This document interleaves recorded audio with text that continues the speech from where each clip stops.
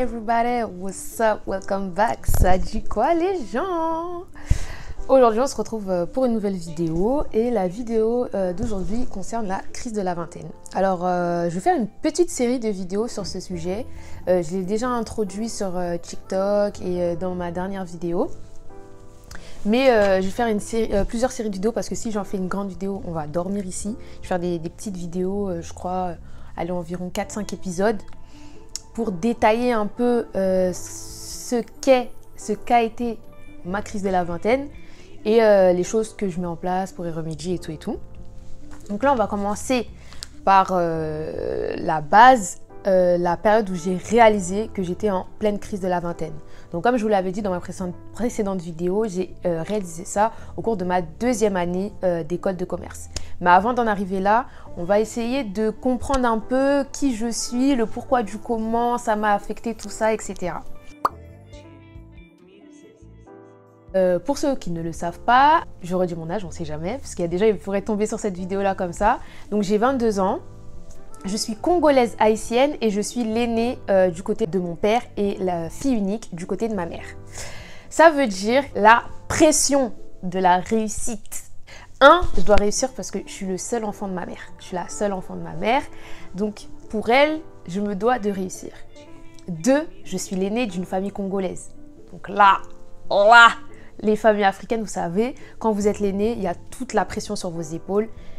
Je me dois d'être l'exemple, la perfection incarnée pour mes frères et sœurs en dessous, vous voyez ou pas?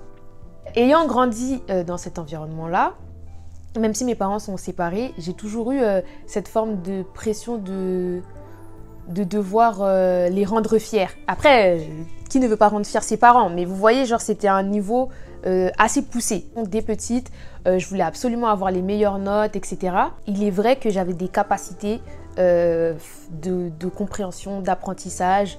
Il suffisait que j'écoute en cours, moi ça me suffisait, j'avais pas besoin de réviser à la maison et tout pour me préparer pour un contrôle pour avoir 17, tu vois. Ça rentrait dans ma tête, direct. Du coup, j'ai jamais eu ce besoin de forcément grave bosser. 4e, j'ai commencé à me dire, finalement il faut un petit peu bosser là. C'est pas juste tes capacités. Donc j'ai vu que j'avais pas des mauvaises notes parce qu'en vrai j'avais eu 13 de moyenne en 4e. C'était pas ça. J'ai fondu en larmes.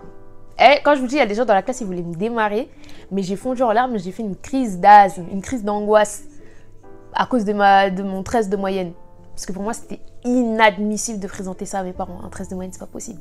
Donc, arrivé au lycée, la débandade, il faut encore plus travailler. En second, j'étais en mode What? Sachant que, moi, de base, en 3e, j'ai dit que je voulais aller en pro. Je voulais pas continuer à faire des leçons, des blablabla, écouter un prof que parler. Moi, je voulais aller dans le vif, dans l'action, tu vois.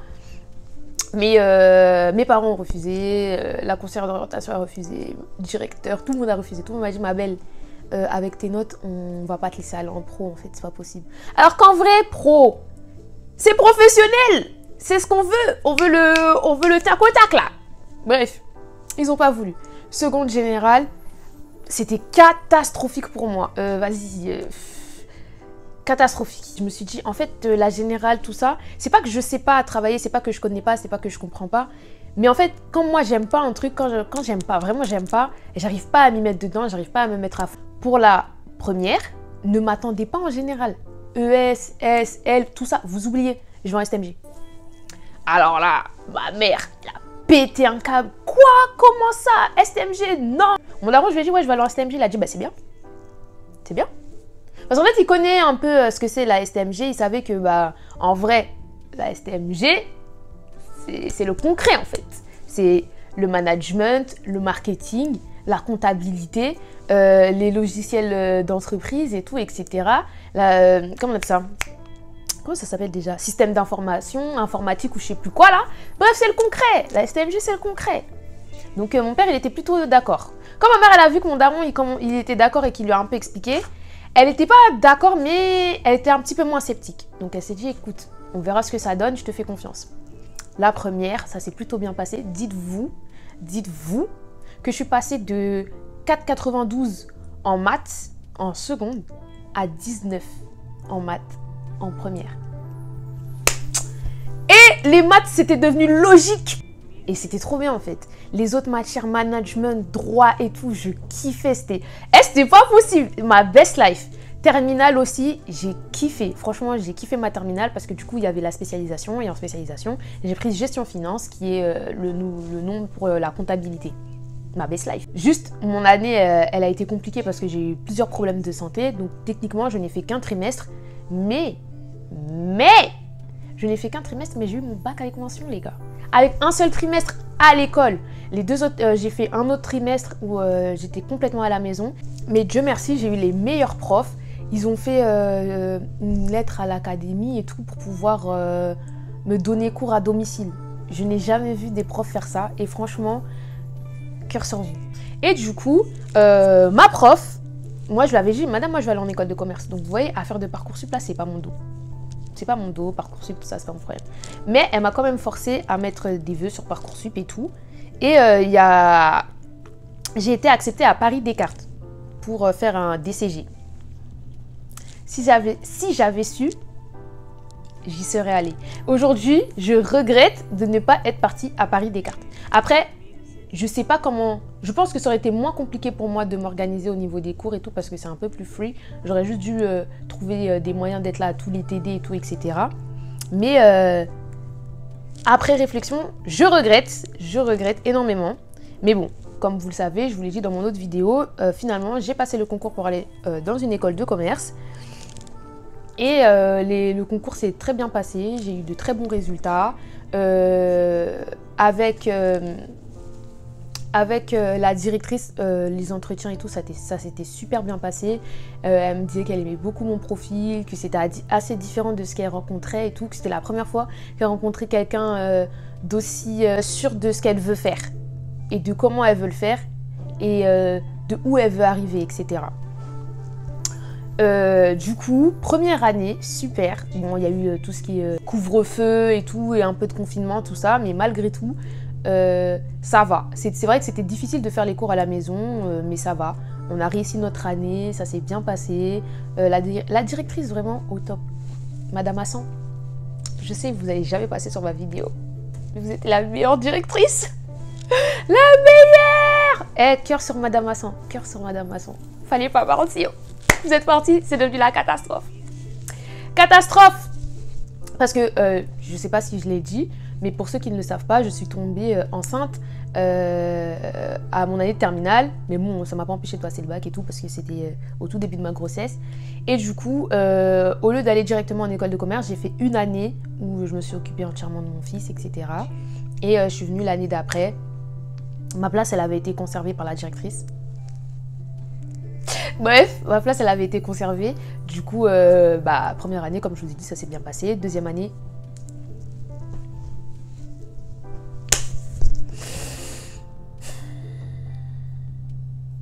déjà, fin de la première année, on apprend que la directrice, elle part. J'étais dégoûtée. Nouvelle direction, nouvelle pédagogie, je sais pas comment on les appelle là. Je sais pas, c'est pas des surveillants, mais vas-y. Et nouveau délire là. Voilà, nouveau CPE, tout ça là. Je sais plus comment on les appelle. Bref. Et ça va pas. Je ne les aime pas. Je ne les aime pas. Je n'aime pas leur façon de faire. Je n'aime pas leur façon de parler. Je n'aime pas leur façon d'être. Ça ne passe pas du tout. Le courant, il passe pas du tout. Il passe pas, mais genre vraiment pas du tout entre nous en fait.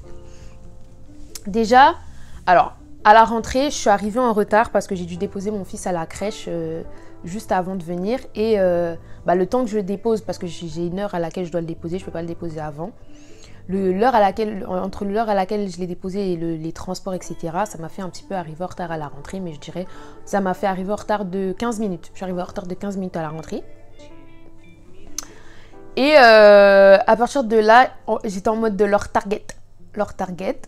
Mais vas-y, je me suis dit, vas-y, tu sais quoi, c'est pas grave, tu leur expliqueras ta situation, le pourquoi du comment. Tu risques d'arriver souvent en retard les matins parce que contrairement à ma première année, j'ai moins de facilité et tout pour faire garder mon fils et tout, étant donné qu'aujourd'hui, j'habite seule, sachant que ma première année, j'habitais chez ma mère, il y avait ma cousine, donc c'était plus facile pour moi de faire récupérer mon fils ou faire garder mon fils, etc. Alors que là, je vis toute seule, donc personne n'allait garder mon gosse, donc je suis obligée d'aller le chercher. Donc je leur ai expliqué ma situation, je leur ai dit oui, écoutez, je suis maman et tout, machin, etc. Ils ont dit écoutez, il n'y a pas de souci, on mettra des choses en place, on verra ce qu'on peut faire, etc. etc. Donc les premiers mois ont commencé, ça va, machin. Sauf que, je sais pas pour ceux qui savent, mais fin d'année 2022, il y a eu la période Omicron. Et il y a eu aussi la grippe qui a commencé à venir en force là. Et mon fils a attrapé la grippe. Et il y avait une autre, je sais plus c'était quoi, mais il y avait une autre maladie là qui avait en crèche. Et celle-là, c'était en mode de tu viens pas à la crèche. Parce que par exemple, si votre fils, si vos enfants ils ont un rhume et tout, mais qu'ils font pas de fièvre et tout, des trucs comme ça, ils peuvent aller à la crèche. Et s'ils font un petit peu de fièvre, on leur donne du Doliprane et tout, etc. Mais là, c'est les maladies où c'est mort. Tu restes chez toi, ramène pas ton gosse. Et mon fils, il était souvent tombé malade cet hiver-là. Donc, plusieurs fois, j'ai dû rester à la maison. Je leur ai envoyé les certificats médicaux, etc. Il y a eu aussi des périodes de grève.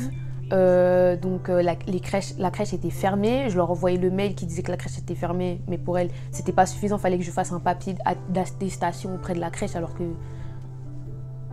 Meuf, je t'envoie le mail où la crèche dit il ferme en fait. Si tu ne crois pas, t'as qu'à les appeler ma belle. Du coup, moi, vu que mon enfant était malade, je suis tombée malade aussi. Donc franchement, la fin d'année 2022, ma scolarité, parce que c'était impossible d'aller en cours et que je demandais à être sur Teams pour pouvoir suivre les cours. On m'a dit écoutez, c'est pas possible. À l'époque, il y avait Teams parce qu'il y avait le Covid, mais là maintenant c'est terminé. On peut pas faire du cas par cas. Si c'est ça, tout le monde va se mettre sur Teams, personne viendra en cours. Donc trouvez une solution. Prenez une nounou, machin. Mais comment tu veux que je prenne une nounou, ma belle? Déjà l'école c'est pas moi qui la paye. Je dois déjà payer mon loyer, m'occuper de mon fils, payer la crèche. Mais je dois en plus payer une nounou pour venir en cours alors que je peux suivre les cours à distance. Et c'est même pas je suis les cours à distance tous les jours à chaque instant et que je viens jamais en cours. C'est suivre certains cours le matin parce que il y a des cours qui commençaient à l'heure à laquelle je dois déposer mon fils à la crèche. Donc c'est pas possible, je ratais 1 heure pratiquement. Il y a des cours, vous mettez des cours à 19h30, vous mettez des conférences à 18h30, des conférences qui durent 2 heures, des cours qui durent 2 heures. Ça veut dire on quitte l'école, il est 20h30. Mon enfant, je suis censée le récupérer à 18h. Hors de question que je prenne une babysitter qui va me coûter la peau des fesses parce que ça coûte super cher. Je n'ai pas les moyens. Et surtout, il y a une autre solution. Mettez-moi en ligne en fait. Mettez-moi en ligne. Genre, je pense pas exagérer de mon droit. Je paye l'école. Donc mettez-moi en ligne en fait. Il est où le souci? Elle voulait pas. Donc moi ça a été très compliqué, je l'ai mal vécu parce que je voyais mes notes, c'était une catastrophe, j'arrivais pas à suivre les cours, c'était devenu n'importe quoi. Et j'en pouvais plus en fait. Vraiment, comme je vous l'ai dit dans les autres vidéos, j'ai perdu du poids, j'arrivais plus à manger, je dormais plus bien, carrément j'en vomissais. Je vous mettrai des TikTok ici, je vomissais souvent, tout le temps j'étais malade, tout le temps j'allais voir mon médecin. Carrément, on pensait que j'avais le Covid à un moment, alors qu'en fait, non, c'était le stress. J'étais tellement angoissée par rapport à mes études que j'en devenais malade. Je pleurais tous les soirs. Je me disais, mais c'est pas possible. Qu'est-ce que tu vas devenir? Qu'est-ce que tu vas faire de ta vie et tout? Si tu rates cette année, mais ton père, il va te tuer, ça coûte une blinde. Tu peux pas te permettre de rater ton année. Chaque année, c'est 10 000 euros. Chaque année, c'est 10 000 euros et chaque année, ça augmente de 1 000 à 2 000 euros. Ça veut dire l'année d'après, c'est 12 000. L'année d'après, c'est 14 000. 14 000 euros. Est-ce que vous imaginez ce que c'est? C'est le prix d'une voiture. C'est le prix d'une voiture. Achetée chez le concessionnaire. Et je pouvais plus. Je pouvais plus supporter. Mais je me suis dit, écoute, vas-y, tiens bon. Fais ce que tu peux. J'ai pu aller au rattrapage des partiels. Et j'ai excellé. Quand je vous dis mes notes, j'ai excellé au partiel parce que je suis pas restée chez moi à rien foutre. Hein. Même si j'arrivais pas et tout, je me forçais, j'ai acheté des livres, je regardais des cours sur internet, je demandais les cours à mes amis. Et vraiment, j'essayais de faire le maximum de choses que je pouvais faire pour sauver ma scolarité. J'étais vraiment en mode, j'attrape ma scolarité à bout de bras. Et j'ai d'être ça, on va dire des termes, j'ai d'être ça. Arrivé au conseil de classe là, je vois mon bulletin et je pleure.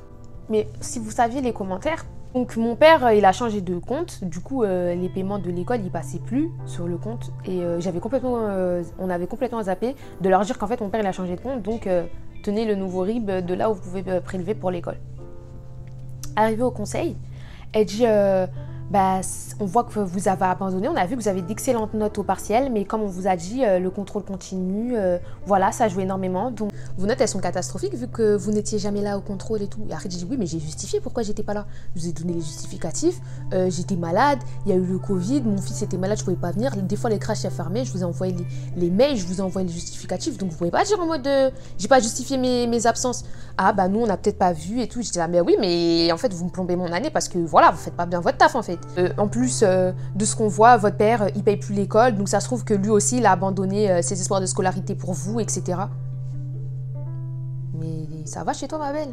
D'ailleurs, on n'a plus payé à partir de là, et on ne payera pas, parce que à partir du moment où ce qu'on s'était dit, au moment de mon inscription, quand le contrat a été signé, n'a pas été respecté, rupture du contrat en fait.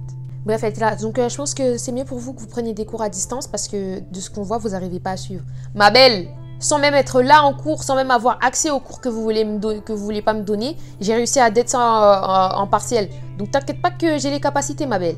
J'ai les capacités, c'est juste toi, tu veux me saboter. À partir de là, j'ai essayé d'aller encore un peu en cours, mais j'arrivais plus. J'étais plus dedans, j'étais fatiguée. Et j'ai fait une dépression, hein, on va se dire la vérité. J'ai fait une dépression parce que... Pour moi, l'échec, c'est pas possible. Pour moi, c'est interdit d'échouer. C'est interdit. J'ai une peur phobique.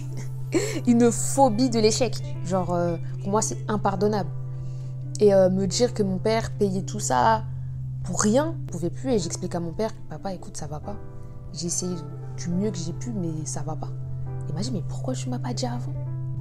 Comment ça? Toi, t'es fervent de l'école, de la réussite scolaire. Et tu me dis pourquoi je t'ai pas dit avant, papa, l'école c'est KO. Il m'a dit, mais on aurait trouvé une autre solution, on t'aurait mis en 100% en ligne, on aurait pris un prof particulier, je sais pas. Fallait me le dire. Et je me suis dit, ouais, faut que j'apprenne à demander de l'aide. À partir de là, n'étant plus à l'école, ça a été très compliqué pour moi parce que, moi je suis une fille scolaire. Je suis une fille scolaire.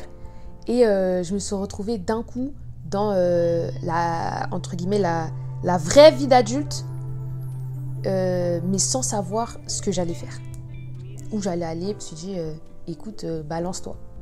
En attendant de trouver quelque chose, lance-toi, trouve un petit local, fais les ongles, fais une formation, fais les ongles. Et tu sais quoi, fais même des extensions de cils. Comme ça, le temps que tu trouves sur quoi rebondir, t'as quelque chose. Donc c'est ce que j'ai fait. Je vous en parlerai de façon plus poussée dans une autre vidéo. Du coup, j'ai ouvert mon institut et j'ai kiffé. J'ai kiffé. Mes parents ont été d'un énorme soutien. Et au fur et à mesure que le temps passait, je me disais, mais l'école en fait, l'école, le diplôme et tout, c'est comment on va faire? Et c'est là, je pense vraiment, que j'ai réalisé que j'étais en pleine crise de la vingtaine parce que ce à quoi j'aspirais, le plan que je m'étais tracé, il était complètement effondré. Complètement effondré. Je savais juste que je voulais avoir mon business, une bonne condition de vie pour moi. Étant petite, je pensais déjà à ça, à être businesswoman. CP, je créais des entreprises dans ma tête. Avec mes cousines, on joue aux jeux d'entreprise. Bref. Et quand mon fils est arrivé, je me suis dit, je veux la meilleure condition possible pour lui, pour nous deux. Donc, voilà, il va falloir trouver un plan solide. Parce que, oui, j'ai mon institut et tout, mais avec ça, je gagne pas des milliers, des cents. Je suis qu'à mes débuts, j'ai énormément de choses à apprendre. Chose, oui, où tu peux gagner énormément d'argent, c'est vrai si tu as énormément de clients, mais quand tu viens de commencer, c'est très compliqué. Donc, il faut trouver de quoi nourrir l'enfant. Du coup, je me suis dit, il faut repenser ton plan. Tu vas faire les choses complètement différemment. Il faut accepter. Il faut accepter que les choses ne se passent pas comme prévu. Il faut avoir des plans B. Il faut avoir des plans C, des plans D même. Tu as le droit. Tu as le droit de faire quelque chose et que ça ne fonctionne pas. Et passer à autre chose. Ça, c'est un truc que je me dis, c'est pas possible. Dès que je fais quelque chose, pour moi, il faut absolument que je le réussisse. Tant que je n'ai pas réussi, je ne lâche pas. Mais le problème, c'est que autant ça peut être bien, autant ça peut être complètement destructeur. Parce que tu t'interdis d'échouer. Alors que des fois, quand tu échoues, et souvent, le fait d'échouer, de faire des erreurs, c'est ce qui te rend meilleur. Parce que tu vois là où tu as fauté, tu vois là où tu peux faire mieux, et tu le refais et tu le fais en mieux en fait. Et c'est vraiment ça que j'ai tiré de l'échec de ma 2e année d'école de commerce. C'est, tu as peut-être échoué, mais c'est pour mieux réussir.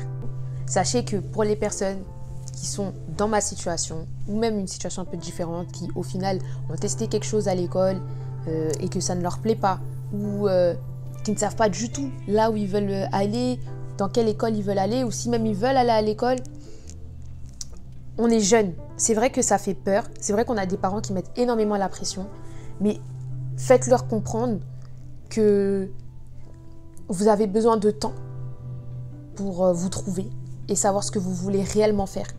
Même comme ça, il se peut que dans 2 ans, vous changez d'avis, que dans 3 ans, vous changez d'avis, que dans 5 ans, au final, c'est plus ça que vous voulez faire. Combien de personnes font de la reconversion parce qu'ils ont fait un job toute leur vie et qu'au final, maintenant, ils n'en peuvent plus, ils veulent tester tout autre. Vous avez le droit. Vous avez le droit d'avoir essayé quelque chose et de ne pas avoir réussi, mais de pouvoir exceller dans un autre domaine qui sera votre domaine, qui sera là où vous devez être. Donc, prenez le temps de vous découvrir, de vous connaître. Ne fermez pas votre esprit. Soyez ouvert d'esprit. N'ayez pas peur de tester de nouvelles choses. C'est vraiment comme ça que vous allez pouvoir trouver la voie qui va mener à votre succès, en fait. Moi, je dis pas que genre, je suis au meilleur top de ma vie, successful et tout. Je vais pas vous faire des vidéos comme ça en mode j'ai réussi toute ma vie, machin. C'est pas vrai. C'est pas vrai. Je suis encore en train de me chercher. Je suis encore en train de découvrir ce qui me plaît, ce que je veux faire. Je suis encore en train d'apprendre et cette série de vidéos vous permettra d'apprendre avec moi. On va apprendre tous ensemble et on va se soutenir parce que j'ai vu dans ma vidéo TikTok, on était beaucoup trop dans cette situation. Et sachez que les gars, vous n'êtes pas seuls. Vous êtes entendus, vous êtes écoutés, en tout cas par moi. Et voilà. On va y arriver les gars. C'est dur mais on va y arriver. Grandir c'est dur mais on va y arriver. Je vous laisse. J'espère que cette vidéo elle vous aura plu. Je vous fais de gros bisous. Kiss.